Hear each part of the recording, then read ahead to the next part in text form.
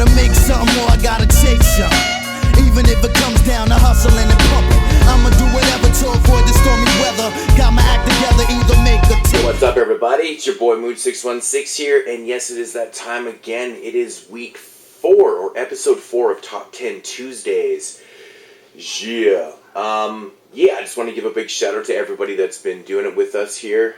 Big shout out to my man Jesse Midnight Crawler, Matt from You and Your Horror Movies, Dubby Doubles, and of course we've got Movie Guy 666, also known as Zach. Yeah, what's up, everybody? Looking forward to this week's Top 10 Ghosts. And of course, yes, this week is Top 10 Ghost Films, as you probably read in the title. This was a really, really hard list to make. Really hard list to make. I have to say, man, I struggled with this one. I had a list, and it just kept getting bigger and bigger and bigger, and wow, it was really fucking hard to make, but eventually I did come up with 10, and here's my top 10. Alright, number 10 here. We've got Burnt Offerings with Karen Black and Oliver Reed. This is a really, really stunning horror film. I really enjoy this one. Karen Black, Oliver Reed do such a great job in this film. I fucking love the ending of this movie, man. It's great. Just a perfect ghost-type film from 1976. It just works really well. Awesome stuff. Don't want to ruin anything about these movies, but definitely give Burnt Offerings a shot if you've never checked it out. Good stuff. Number 10. Number 9, we've got another film from 1976, and that is called The Sentinel. Again, just another really creepy, atmospheric, haunted type apartment building. Young girl moves into a building. Shit starts going crazy. This is a really interesting flick. Again, from the 70s, they did some pretty damn good ghostly films like they did with Killer Animal films, in my opinion. Check out The Sentinel if you've never checked it out. It's awesome stuff. Number 9.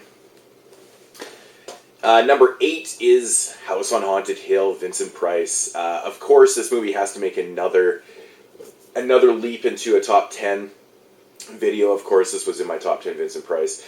I'm such a big fan of this film. It's creepy at times. I've seen this movie hundreds of times, I swear, and it just never gets old. It still kind of makes me laugh at parts. A lot of people do say it's kind of aged and whatnot, or it's aged for the worst, but I think it's still a blast. Vincent Price is just amazing. One of my favorite performances by Vincent Price ever is in this film. Love it. So that's number 8. Number 8. Number 7, we've got the 1963 Robert Wise film, The Haunting. This movie right here is absolutely fucking phenomenal.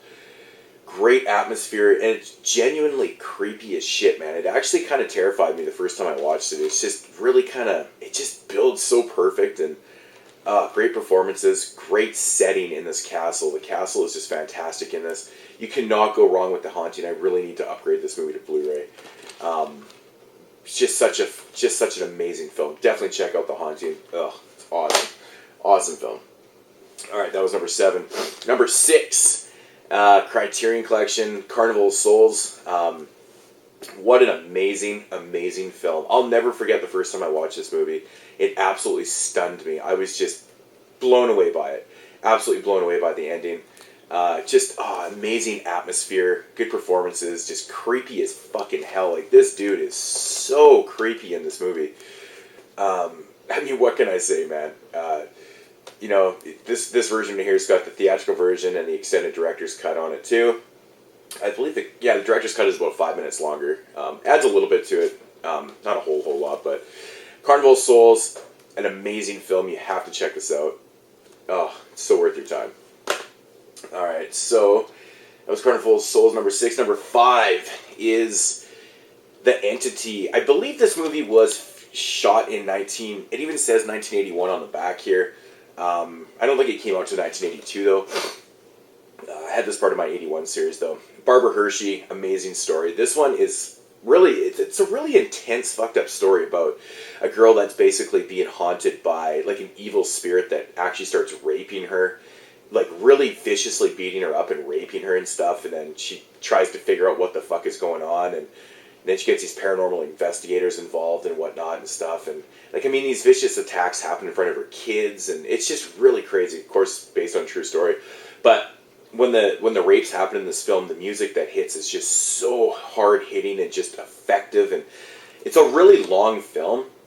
It runs about 125 minutes, but honestly, there's never a dull moment. The ending is kind of, you know, you reserve your own judgments for that, but, you know, I think it's an amazing film. It's so effective, and yeah, The Entity. Check it out. Number 4 is George C. Scott's in The Changeling. This movie right here, oh god, this one creeped the shit out of me, man, when I first watched it as a child. I actually didn't even revisit this film for a long time because it kind of terrified me a little bit. It was just creepy, and such a great story. Really, really great atmosphere. And that's what these ghost films are really all about. It's creating a really awesome atmosphere with a good build-up and whatnot and stuff. Awesome haunted house film. Really enjoy The Changeling. Creepy fucking story. Really creepy story. Check it out. Number 4. So number 3 is, of course, John Carpenter's The Fog. I've watched this movie hundreds of times. I never get sick of it. I think it has one of the best atmospheres ever. Such a unique type ghost story. It's like ghost zombies. Really amazing cast. But everything about this film just fucking works, man. It's just so amazing. Great performances, man. Adrienne Barbeau is awesome. Jamie Lee Curtis, she's okay. Of course, Janet Leigh's in this film. You know, honestly, you cannot go wrong with this movie. It's just absolutely fucking amazing. Yeah, what can I say about this film? Awesome, awesome stuff.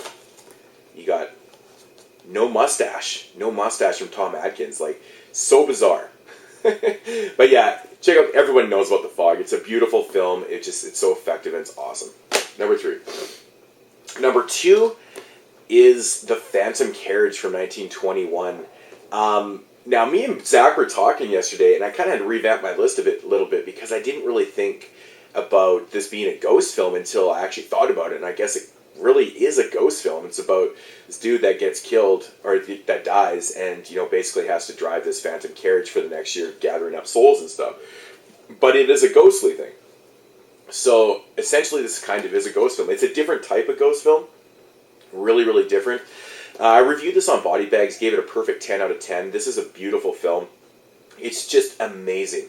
And it's actually quite interesting how many people have actually ripped this movie off.